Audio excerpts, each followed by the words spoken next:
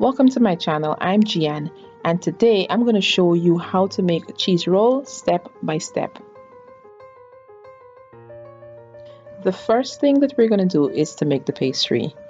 Combine all-purpose flour, cold butter, and shortening. Now this is vegetable shortening that I'm using. The combination of shortening and butter makes the crust very flaky but also flavorful. The next step is to combine the flour, butter, and shortening. I am doing it by hand, but you can also use a food processor. Now that we have combined the flour, shortening, and butter and there are no big clumps, we're going to move on to the next step, which is adding ice cold water. Mix everything together to form the dough.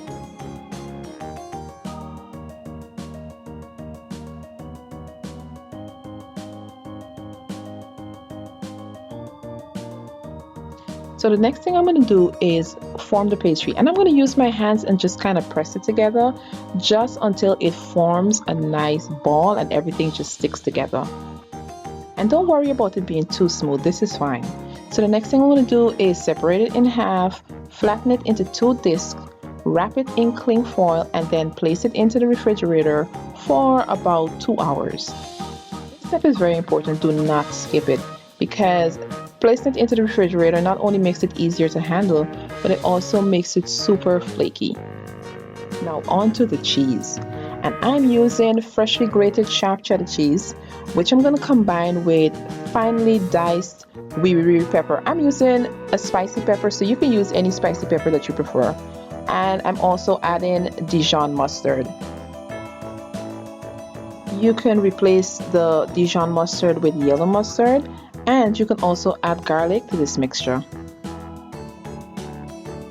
Now that the dough has had some time to rest in the fridge, we're going to take it out and roll it on a lightly floured surface so we can start forming the cheese rolls. Because we chilled it, it's going to be super easy to work with. It's not going to be too sticky, and it is going to produce a very flaky crust. The next step is to cut the dough into 6 rectangular pieces. Now I'm using a pizza cutter, but you can also use a knife, and be sure to trim the edges as well.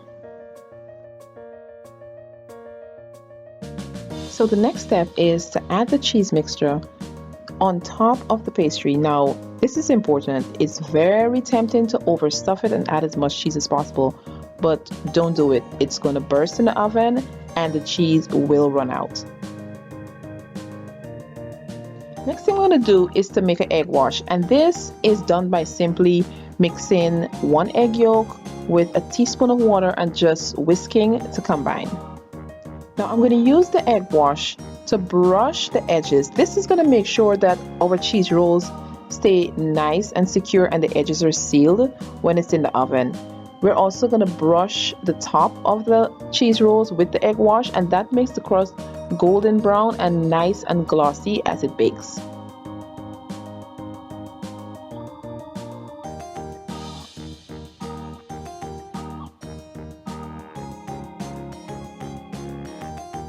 Now I'm going to carefully fold the pastry over from one end to the other.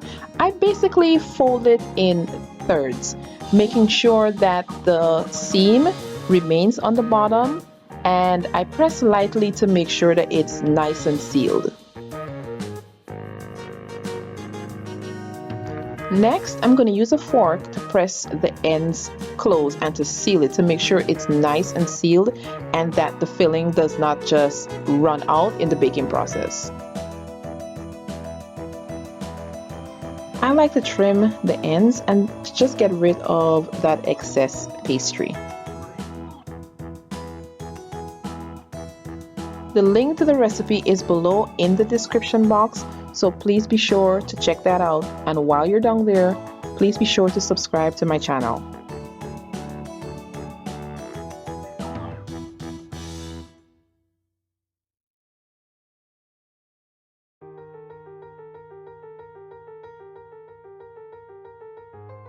Place on a baking pan and brush liberally with the egg wash.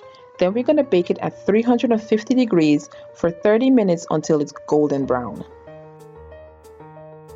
Place on a rack and allow it to cool before serving. I like to eat mine warm, but these can be enjoyed at room temperature as well.